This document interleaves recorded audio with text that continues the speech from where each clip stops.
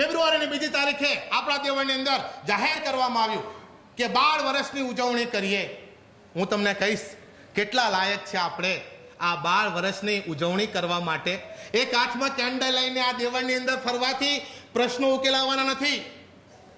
એક નાના બાળકને, તમારા બાળકને તમે ઉછરીને બહાર કાઢશો એથી કે પ્રશ્નો ઉકેલાવાના નથી. પરિસ્થિતિ આના કરતા ભયંકર છે વાલા બહેનો અને વાલા ભાઈઓ. કારણ કે તમે એમ માનતા હોય કે આ પ્રશ્ન બીજાના છે, તો હું બાઇબલ પર હાથ મૂકીને કહું આ પ્રશ્ન આપણા પણ છે. જો જે લોકો પેપર વાંચતા હશે એમને બરાબર ખબર હશે કે 8મી જાન્યુઆરી 2007ના દિવસે નોઈડાનો એક કેસ આવેલો પેપરમાં. 40 કોથળા ભરીને નાના નાના બાળકોના એ મૃત્યુ દેહને દિલ્હી નજીક એક ખોબા જેવડા ગામની અંદર મોહિન્દર સિંહ અને સુરેન્દ્ર કોહલી નામના 2 માણસની પોલીસે ધરપકડ કરી. ખબર છે કેમ? આ લોકો નાના નાના બાળકોને મારી નાખતા હતા.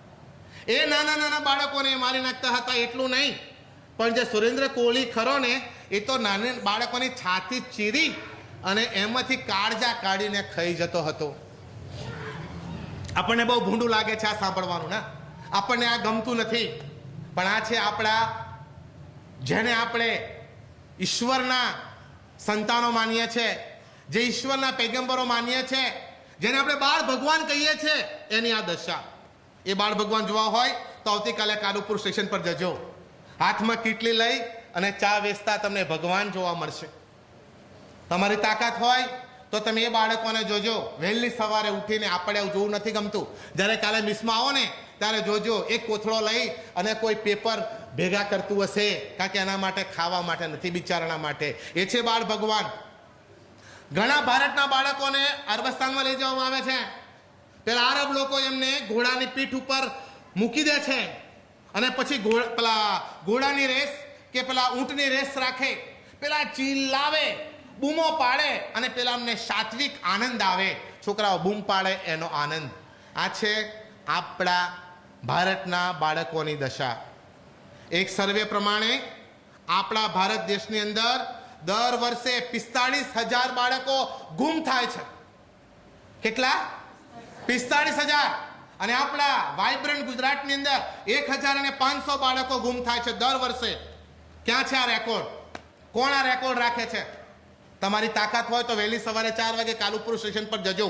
આવા છોકરાઓ આવીને ત્યાં બિચારા સૂતા હશે. આપણા છોકરાઓ તો સરસ મસ્ત સૂએ, આ છોકરાઓ ત્યાં સૂતા હશે. વહેલી સવારે 5:30 આજુબાજુ એક ગાડી આવે છે આ છોકરાને પકડવા. બૂમે બૂમ પાડતા આમ તેમ આમ તેમ આમ તેમ નાસી જાય છે. અને જે પકડાઈ જાય છે ને એને 4 ભાગમાં વહેંચી દેવામાં આવે. એક ભાગ એવો છે જે સાંભળવું ના ગમે એવા છોકરાને હાથ અને પગ કાપી નાખવામાં આવે છે. દિલ્હીમાં મેં મારી આંખથી જોયું છે, 4 રસ્તા પર હાથ ના હોય, પગ ના હોય, આંખો ના હોય એવા છોકરા. અરે અમને તો કેવાય એક્સિડન્ટ થતા હશે? ભાઈ એક્સિડન્ટ થતા નથી. આ તો ગુંડાઓનું વ્યવસ્થિત એક કાવતરું છે. બાળકોને 4 રસ્તા પર ભીખ માંગવા મૂકી દે. સવારથી સાંજ સુધી બાળકો બિચારા ભીખ માંગે. સાંજે ગુંડાની ગાડી આવે, ઓલા અમને પકડી લે, ફરીથી જ ઇલાકો બદલી નાખે. ગુંડા બધા જ પૈસા લઈ જાય. પોલીસ નથી જોતી, સરકાર જોતી નથી. પણ 1.25 અજબની આ ભારતની વસ્તીની અંદર 45,000 એ કંઈ બહુ મોટો આંકડો નથી લાગતો એમને. ભલા ભાઈઓ ને બહેનો, એ બહુ મોટો આંકડો લાગતો નથી. ત્યારે આ બાળકો બહેનો પછી જો આ દેશની અંદર જો સૌથી વધારે મુશ્કેલી હોય તો બાળકોનો છે. અમારી બાજુ તો બહેનો, તમે તો બધી બહુ નસીબદાર છો, બધી આમની બેઠી.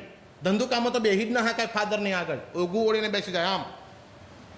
અમારી બાજુ એક ભજન ગાય છે, આપણા સમાજમાં દીકરીના માન ઓછા છે, માન એના ઓછા સન્માન.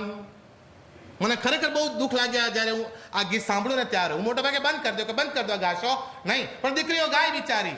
આપણા સમાજમાં દીકરીના માન ઓછા છે, માન એના ઓછા સન્માન. દીકરો જન્મે ત્યારે પેંડા વેચાય, દીકરી જન્મે ત્યારે આંસુડાની ધાર. ઓ રામ, દીકરીનો અવતાર ના દો ભગવાન. બધા જ વ્રતો બિચારી બહેનોએ પાળવાના. વહેલી સવારમાં નાની છોકરી ઉઠે પેલી થાળી લઈને શું કરવા? મોડાકાત કરવા. સારો ધણી મળે. હું કોઈ મળ્યો છે કે મળશે? ના કર. મને આનંદ થાય સાકરિયાને પેંડા ખાઈને મને સારું લાગે બિચારી. આ નાની છોકરીઓ ખાઈ સારું. બધા જ વ્રત બહેનોએ પાડવાના. અહીં પણ પેલું પણ અહીં ચોપડે. ધણી બહુ જીવે, તું છે કેટે સુધી લઈ જા તો જીવવો હોય એટલું જ જીવે એમ, કઈ બહુ ના જીવે. પણ આ તો બધું ચૂકી બેસાડેલું હોય એમ બધી બહેનો ઉપર. અને બહેનોએ સહન કરવાનું, જ્યાં જઈએ ત્યાં એમને સહન કરવાનું એમ. બધા જ વ્રતો એમણે ચારિત્રની અપેક્ષા 95% બહેનો પાસે, 95%. દીકરોને ગાય, દીકરીને ગાય દોરે ત્યાં જાય, અને દીકરોને હાંડ ફાવે ત્યાં જાય. હું ઘણી વાર એમને સામું કહું. કહેવતો એવી બનાવી દીધી, કહેવતો એવી બનાવી દીધી કે બહેનોને સહન કરવાનું. પણ વાલા બહેનો, એક વસ્તુ યાદ રાખજો, હું તમને હાથ જોડીને કહું, બહેનો કરતાં પણ બાળકોની પરિસ્થિતિ આપણા આજના દેશની અંદર વધારે ખરાબ છે. કેમ? કારણ કે 45,000 દર વર્ષે ભારતમાંથી ગુમ થાય છે. ગુજરાતમાંથી કેટલા? 1,500 બાળકો ગુમ થાય છે. એ બાળકોને પહેલામાં પહેલું કહ્યું એ પ્રમાણે ભીખ માંગવા બેસાડે છે. બીજા પ્રકારના બાળકોને શું કરે છે? ચોર અને ગુંડા બનાવી દેવામાં આવે છે. મહારાષ્ટ્રના એક સર્વેમાં એવું જાહેર થયું છે કે 25%, 100માંથી 25 છોકરાઓને રીતસરની ગુંડાગીરી શીખાડવામાં આવે છે. કેમ?